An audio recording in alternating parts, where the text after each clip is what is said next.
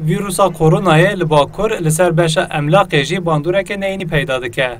Rêveberiya bankayan ji ber bandora Covid-19 faiza krediyên emlakan kêm kiribû. Lêbelê, xwediyên xaniyan, nirxê xaniyan buha kirin. Li gorî gotinên emlak firûşan, xaniyê ku ji beriya 5 mehan bi 200,000 lîreyan dihatin kirîn, niha bi 300,000 lîreyan jî nayên kirîn.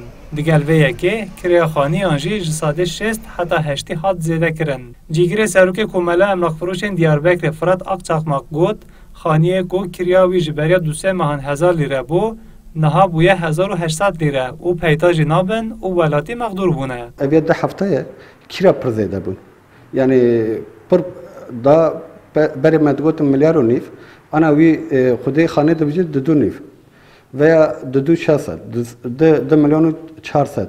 Ev ya ji bo xalqê me madûriyet çêdika. Ev ya ji bo xalqê me pir zor e. Çünkü maaşê wan aynı ye. Maaşê wan zam nabe ama giderê wan zêde ye. Ji bo koronayê xetanana davet çê nedibûn. Ana davet çêbû. Ayrıca tayin dönemi ye. Ayrıca daire ji berê kiralık milletdan ana zêde bûn diye daire. Wan şahısan daire xwe firot. Vî çaxê sıkıntı çêdibe. Li Diyarbekirê di nava 5 mehan de angu ji destpêka koronayê ve nirxê xanî û zevî û kirêyan ji sadê 8 heta sadê 100 zêde bû. Halê hazir kirîn û firotina xaniyan sis bûye. Li belê xaniyên kirê gelekê kêm û dest nakevin. Li gorî nirxandina welatiyan, ev giranî ji bo wan barekê giran e û divê rayedar rênedin ku zêdekirina kirêyan ji kontrol derkeve û welatî mexdûr bibin. Millet kendi kendine zem dike o kabul dike millet. Gerek kabul nekir mecbur citine zavali yatağa xalba derva. Mecbur gerçekten yani hakkı 1 milyar 200'e 2 milyar o hayset var cemme girtine. Başka bazı şey var yani. Yani zor bir. Kire xaniya pir rabûn rast. Xanî zirabûn.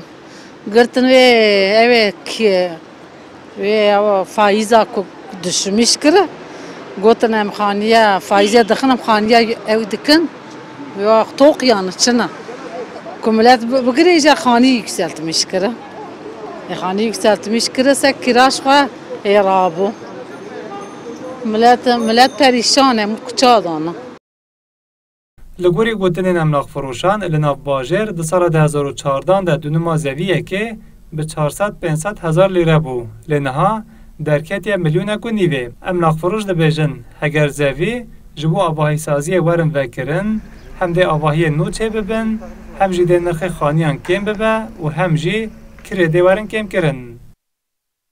Hesen Kösen, Kurdistan 24, Diyarbekir.